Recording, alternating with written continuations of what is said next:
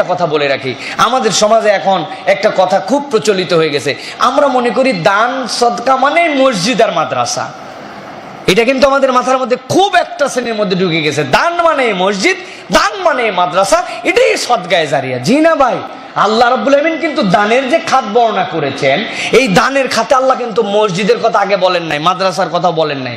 এগুলো পরোক্ষভাবে আসছে, হাদিসের মধ্যে আসছে, মান বানা লিল্লাহি মাসজিদান বানাল্লাহু লাহু বাইতান ফিল জান্নাহ, এরকম হাদিস আসছে, এগুলো সহিহ। কিন্তু আল্লাহ রাব্বুল আমিন কি বলেছেন? ইন্নামাস সাদাকাতু লিল ফুকারা ওয়াল মাসাকিন ওয়া ইবনিস সাবিল। আল্লাহর নবী বলছেন যে তোমাদের জন্য তোমাদের প্রতিবেশী, তোমাদের রক্তের সম্পর্ক, আত্মীয়, আতিজাল কুরবা হাক্কাহু, তোমাদের যারা নিকট, তোমার পড়োশী, তাদের হক সবার আগে। অনেকে আছে মসজিদ মাদ্রাসা এগুলোতে বিরাট দান করেও অস্থির, নিজের পড়োশীর খবর নাই, নিজের রক্তের আত্মীয়দের কোনো খোঁজ খবর নাই না। উনি কিন্তু ওই এলাকায় বিরাট দানবীর, কিন্তু গ্রামে তার কোনো সম্পর্ক নাই। আছে না এরকম ভাইয়েরা? খুব বাঁচতে হবে। আপনার পড়োশীর খবর নেন, আপনার পড়োশীকে আপনার জন্য দায়িত্বশীল বানানো হয়েছে। কোরআনের মধ্যে, হাদিসের মধ্যে রেফারেন্স দিয়ে আসছে। আল্লাহ নবী বলছেন, আমাকে জিবরাইল আমিন, সহিহ হাদিসের মধ্যে আসছে, মুসনাদ আহমদের মধ্যে সম্ভবত হাদিসটা আসছে। আল্লাহ রাসূল বলছেন, আমাকে আমার জার ওয়ালি জারিকা, আমার পড়োশীর কথা এত বলা হলো, আমি রাসূল মনে করলাম যে মনে হয় আমার পড়োশীকে আমার ওয়ারিস নামার মধ্যে ঢুকায় দেওয়া হবে। আপনার পড়োশী না খায় আছে, আপনার পড়োশীর আপনি খবর নেন না, আপনি মসজিদ বানায় ফেলতেছেন, আপনি মাদ্রাসা বানায় ফেলতেছেন, আপনার পড়োশীর খবর নেন না। আল্লাহ কিন্তু এটার জন্য আপনাকে ধরবে প্রিয় ভাইয়েরা। আপনার হক আদায় করতে হবে সেটা। আপনি বিভিন্ন ধরে, ও রোজা রাখে না, ও নামাজ পড়ে না, ও নানান কিছু করে, আমরা বলি না অনেক সময় প্রিয় ভাইয়েরা, সুতরাং হুজুর আরে কি দেওয়া যাবে কিনা? ও নামাজ পড়ে না, আমি নামাজের জন্য বলবো, কিন্তু ও নামাজ না পড়লে আল্লাহকে আপনারে ধরবে নাকি যে নামাজের হিসাব দেওয়ারটা? ও রোজা রাখে না, ওর রোজার হিসাবকে আল্লাহ আপনার কাছে নিবে না, কিন্তু আল্লাহ আপনার কাছে হিসাব নিবে যে ও যে না খেয়েছিল ওইটা দেখার দায়িত্ব আমি তোমাকে দিয়েছিলাম, ও না খেয়ে থাকলো কেন? ভালো করে বুঝেন, কথাটা ভালো করে বুঝে নেন। আমরা অনেক সময় চিন্তা করি, এই দান করবো কি করবো। আল্লাহ বলছেন, ওয়াম্মাস সাইলা ফালা তানহার।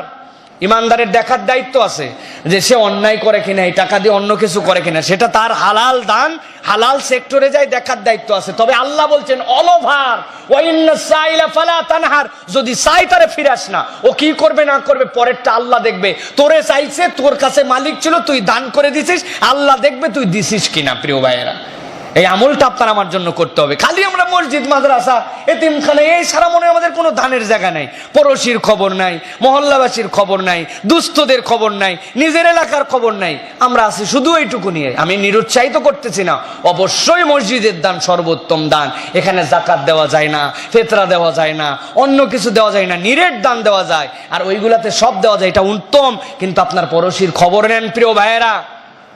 ও বলতে পারে না এরকম কত পড়োশী আছে, চাইতে পারে না, কিন্তু তার দিন চলে না, আপনি খবর নেন নাই তার, আল্লাহ আপনাকে ধরবে। কিন্তু আল্লাহ নামাজ রোজা পড়তো কিনা, রোজা ছিল কি ছিল না, আল্লাহ আপনার কাছে এটা জিজ্ঞাসা করবে না। আপনার আমরু বিল মারুফের দায়িত্ব আছে, নাহি আনিল মুনকারের দায়িত্ব আছে, সেটা করছেন, কিন্তু তারপরেরটুকু আল্লাহ বলবেন, তোমাকে বলেছিলাম যে তোমাকে দেখার জন্য। কিয়ামতের দিন এক শ্রেণী আসবে, আসার পরে বলবে, আল্লাহ বলবেন, আমি তোমার বাড়িতে গেছিলাম, তুমি আমারে খাওয়াও নাই। হাদিস জানেন না, কবিতা পড়েন না আপনারা? এটা সহি হাদিসের আলোকে কবিতা, এই হাদিসের মধ্যে কোনো গন্ডগোল নাই। বলবে আল্লাহ বলো কি, বান্দা কিন্তু যুক্তি দিবে, তুমি মহান রব, তোমারে খাওয়াবো। কি আশ্চর্য কথা বলো। আল্লাহ শিখাই দিচ্ছেন, ওই দিন বলবে, তোমার দুয়ারে আসছিল এরকম চাওয়ার লোক, তারে খাওয়াইলে তুমি আমারে পাইতে। আমরা এরকম কত কাউকে ফিরাই দিছি, অথচ এদিকে বিরাট বিরাট কাজ করে আমরা শেষ করে দিচ্ছি। খুব সাবধান হতে হবে প্রিয় ভাইয়েরা, এই দান সদকার ব্যাপারে খুব সতর্ক হতে হবে। আর যাকাত এটা তো দিতেই হবে, এটা টাকার মালিকই আপনি না। আপনি কি জন্য ভাব নিয়ে আসেন? যাকাত দাতা। ওরে বাবা, যাকাত দাতা দানবীর। কি দানবীর আপনি? আমার 1 কোটি টাকা ছিল, তাহলে কয় টাকা যাকাত হয়? 2.5 লক্ষ টাকা। 1 কোটি টাকায় নাকি 2.5 লক্ষ টাকা দিচ্ছ, ওটা তোমার টাকা না। আল্লাহ বলছেন, ওয়াফি আমওয়ালিহিম হাক্কুল লিসাইল ওয়াল মাহরুম, ওটা তোমার টাকাই না।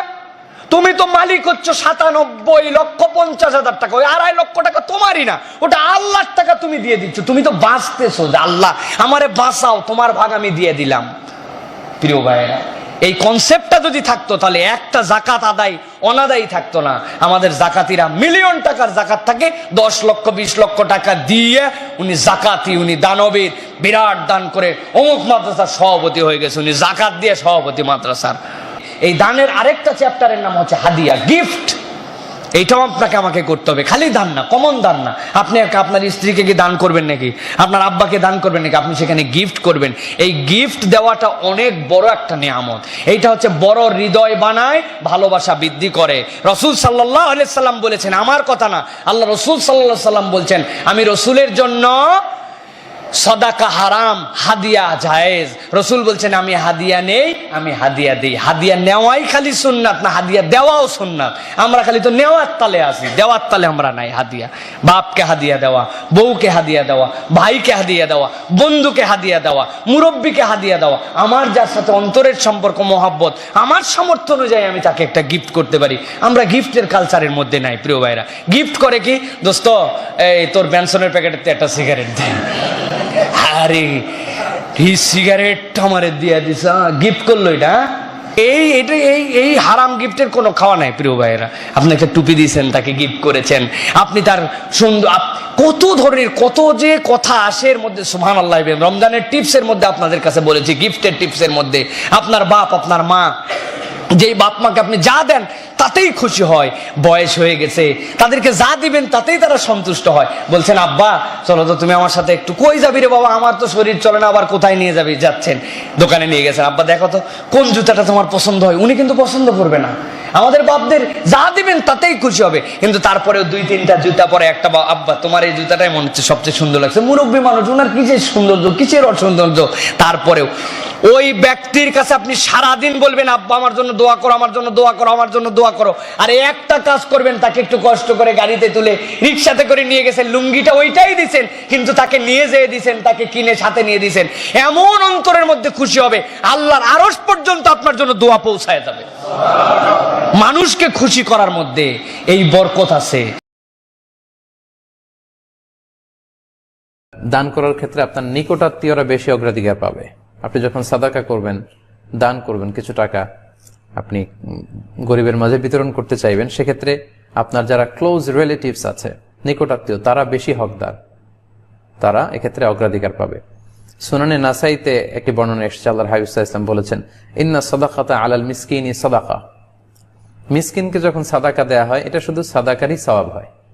ওয়া আলা যির রাহিমি ইসনাতান, কিন্তু নিকটাত্মীয়দেরকে যদি এই সাদাকাটা দেওয়া হয়, সেক্ষেত্রে 2টা সওয়াব হয়, মানে ডবল সওয়াব। এক হচ্ছে সাদাকা, সাদাকা দেওয়ার সওয়াব। 2 হচ্ছে ওয়াসিলা, আত্মীয়তার সম্পর্ক, এই রিলেশনশিপকে, এই বন্ডেজকে যে আপনি মজবুত করলেন, এটার সওয়াব।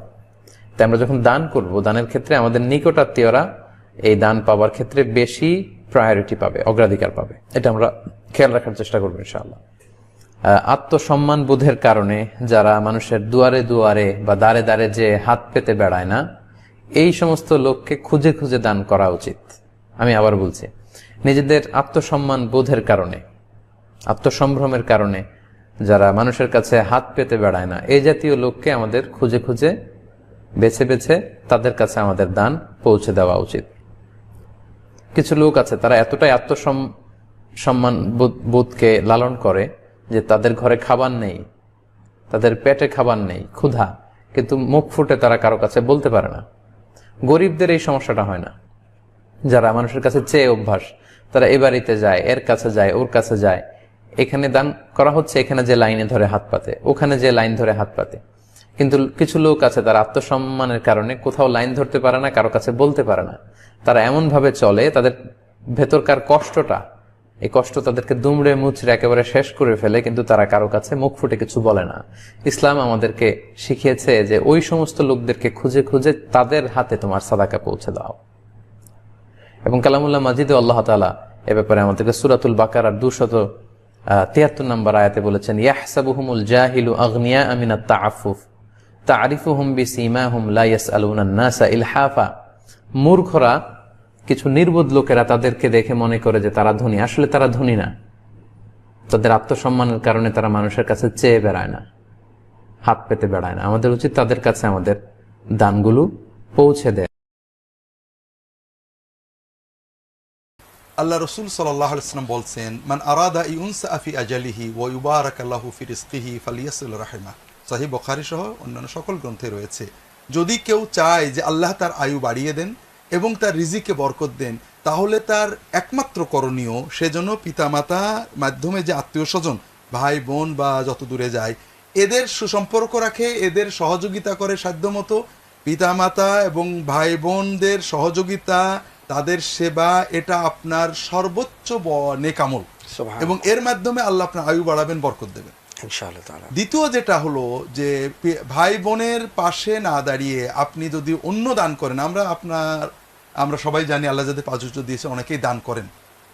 তারা বলেন আমাদের ভাই বোন অত দিনদার নয়, কিন্তু মাদ্রাসায় এতিমখানায় ওরা তো অনেক দিনদার। ভাইরা, এমনকি ওলামায়ে কেরাম বলেছেন, কোন কোন সাহাবীদের কল রয়েছে যে ভাই বোন আত্মীয় স্বজন যদি নেওয়ার মতো হয়, তাদেরকে না দিয়ে অন্য জায়গায় দিলে আল্লাহ কবুল করবেন না। আর তাদেরকে তো আপনি দেবেন শুধু দিনদারির জন্য নয়, দিনদারদের অবশ্যই দেবেন, পাশাপাশি আত্মীয়তার যে হক সেটা আপনাকে আদায় করতে হবে। জি। আপনি যদি তাদের বিপদ আপদে সহযোগিতা করেন, তাদের পাশে দাঁড়ান, ন্যূনতম অধিকার আদায় করেন, তাদের বিয়ে শাদী দাওয়াতে যান, আপনার অনুষ্ঠানে তাদের দাওয়াত দেন, অসুখ বিসুখে দেখতে যান, এর বেশি না দেন, তাহলে আপনাকে দায়বদ্ধ হতে হবে না আল্লাহর কাছে।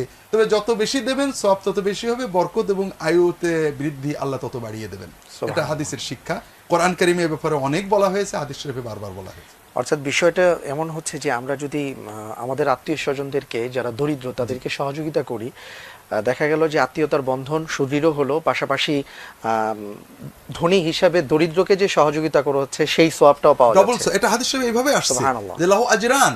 আপনি যদি অন্য কোনো তালেবে ইলম গরিবকে সাহায্য করেন তাহলে আপনি একটা সওয়াব পাবেন, হ্যাঁ। আর আপনার ভাই বোন আত্মীয় স্বজনকে যদি আপনি সহযোগিতা করেন আপনি দুটো সওয়াব পাবেন। একটা হলো সিলা রাহিমি, আত্মীয়তার সম্পর্ক রক্ষা করার সওয়াব, আর একটা দানের সওয়াব। সুবহানাল্লাহ। দ্বিতীয় যেটা, আপনি যদি আত্মীয়দের প্রতি রাগ করে বা তাদের কোনো কারণে অসন্তুষ্ট হয়ে তাদেরকে একেবারে না দিয়ে অন্যদের দেন, তাহলে অন্যদের দেওয়াটা কবুল হবে না বলে ওলামায়ে কেরাম বলেছেন, সাহাবীদের থেকে এই ব্যাপারে বর্ণনা রয়েছে।